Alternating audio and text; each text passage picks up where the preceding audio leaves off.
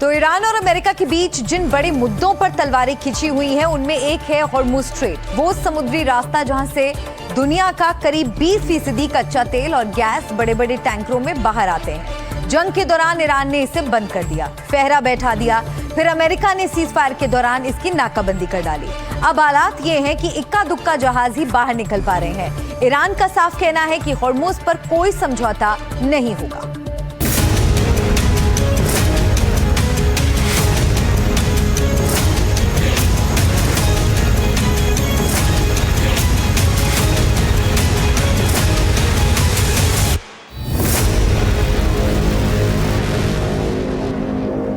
Hormuz का ये रास्ता अब जंग रुकवाने या जंग फिर से शुरू करवाने के बीच एक बड़ा मुद्दा बन चुका है।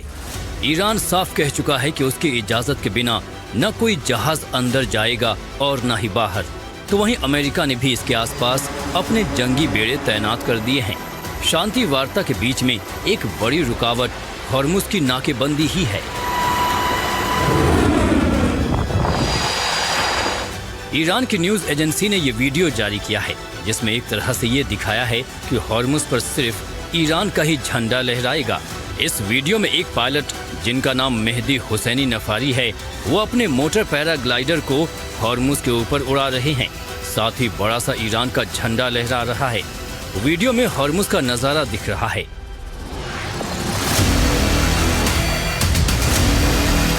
हॉर्मुज़ की ही एक तस्वीर ये है जहां अरब सागर की ओर से अमेरिका ने नाकाबंदी कर दी है।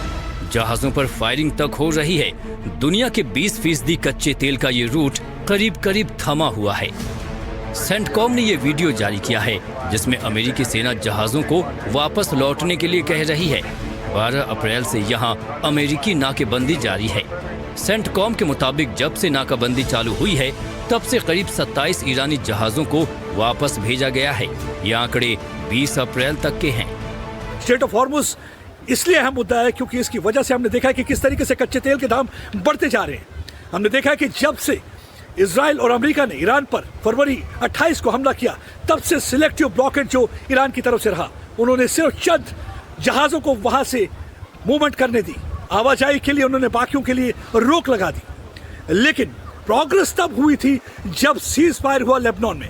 उस समय स्ट्रेट ऑफ हॉर्मुज़ को ईरान ने खोल दिया, लेकिन एक स्टेटमेंट डोनाल्ड ट्रंप की सब कुछ उसने बिगाड़ कर रख दिया। डोनाल्ड ट्रंप ने कहा कि वो नेवल ब्लॉकेड बिल्कुल नहीं हटाएंगे। उनकी पूरी कोशिश है कि कोई भी समुद्री जहाज जो है ईरान के पोर्ट की तरफ न जाए, क्योंकि उन्होंने इकोनॉमिक वॉरफेयर जो छेड़ा है वो चाहते हैं कि पूरी तरह से इकॉनमी को तहस नहस कर दे ईरान की, ताकि ईरान जो है घुटनों पर आ जाए और उनकी शर्तों को मान ले। इस पे ईरान काफी नाराज हुआ, लेकिन हालात तब बिगड़े जब एक ईरान के जहाज को उन्होंने सीज कर लिया।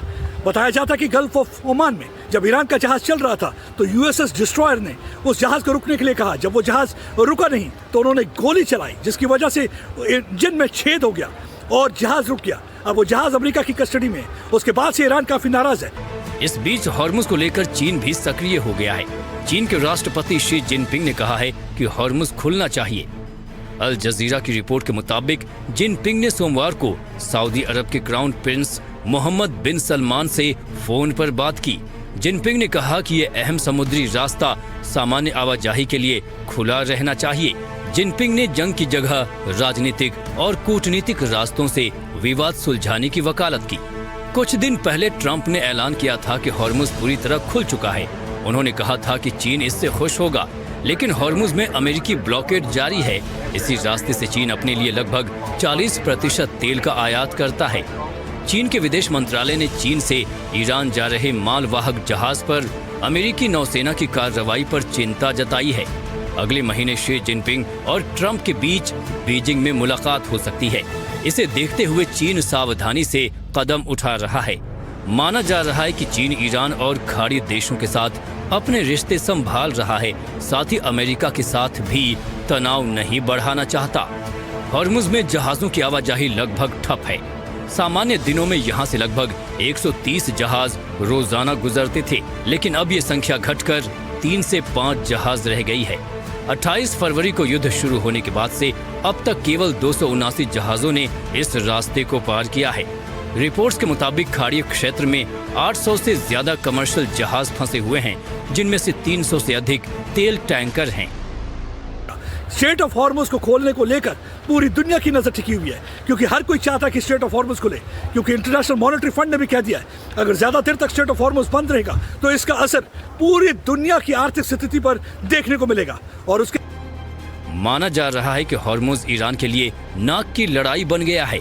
ईरान का कहना है कि हॉर्मुज पर वो किसी भी तरह के समझौते के लिए तैयार नहीं है।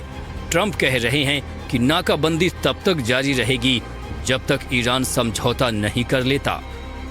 Bureau report, NDTV India.